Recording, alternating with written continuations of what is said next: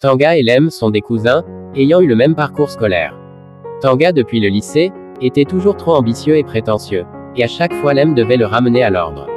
Après les études universitaires, Lem a trouvé un métier qui lui permet de mener une vie modeste. Tanga quant à lui s'est lancé dans des affaires. Tout le temps il appelle Lem pour lui dire qu'il ne peut pas vivre épanoui grâce à son métier, et qu'il doit viser loin.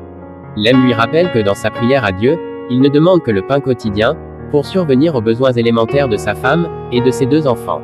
Il a toujours demandé à Tanga pourquoi il n'a jamais cherché à se marier, lui qui a des belles voitures, et des maisons somptueuses, et qui se contente d'entretenir des maîtresses. Tanga lui répond que cela n'est pas encore une préoccupation pour lui, et qu'il est en train de jouer sa vie.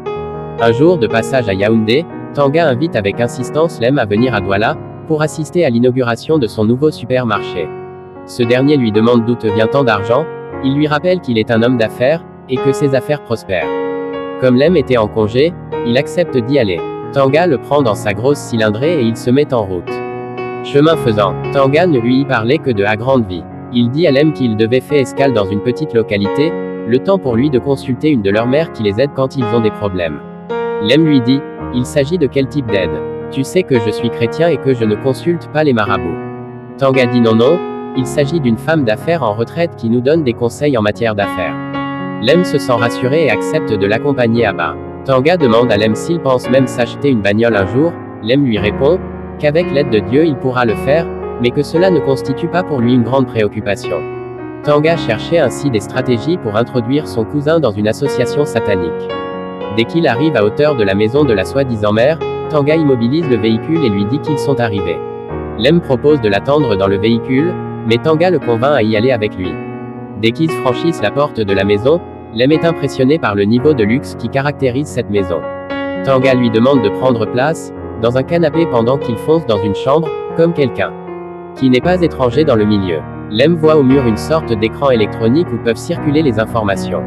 Il a des frissons. Il se met en prière et dit, « Seigneur Jésus, je reste ici parce que je te sens assis à côté de moi et que tu assures ma protection. » Soudain, un homme entre le seau et lui demande ce qu'il est venu faire dans cette maison.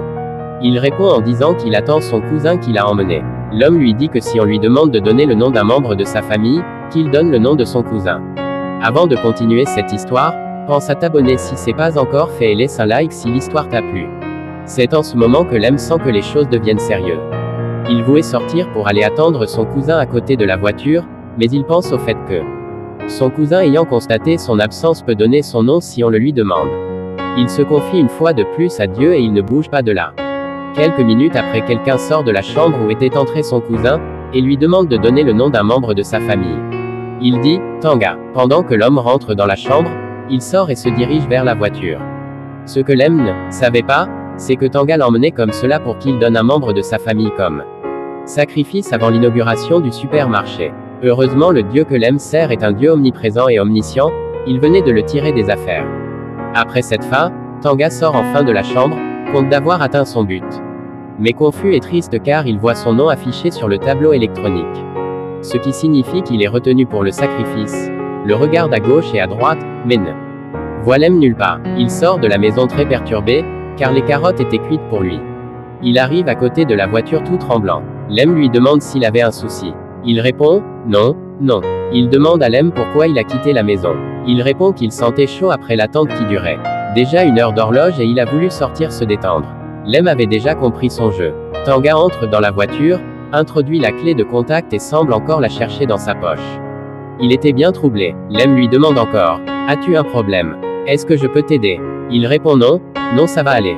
Dans son fort intérieur Lem disait, oui que ça aille vraiment, petit sorcier. Tu iras à Douala sans moi. Lem lui dit, vieux frère je suis désolé de t'annoncer une mauvaise nouvelle.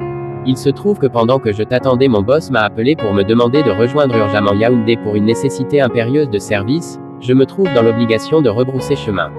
Tanga lui dit que ce n'est pas grave et lui dit adieu. Lem lui demande comment il peut lui dire adieu. Il dit non c'est une manière de parler, je voulais te dire juste au revoir. Lem dit, d'accord merci et à bientôt. Tanga savait qu'il n'y aura plus de bientôt car c'est la dernière fois qu'ils se voient. Il dit à Lem, heureux toi qui as choisi la parole de Dieu, à bonne part qui ne te sera point enlevée. Avant d'arriver à Yaoundé, Lem apprend par les réseaux sociaux qu'un véhicule, grosse cylindrée a raté un virage pour aller percuter un arbre et que le chauffeur Le nommé Tanga est mort sur place. Lem prie Dieu et le remercie encore de l'avoir tiré de la situation.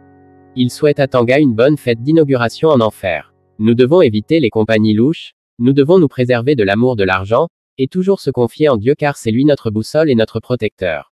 N'oublie pas de t'abonner si c'est pas encore fait, je te propose chaque fois de belles histoires africaines. À la prochaine.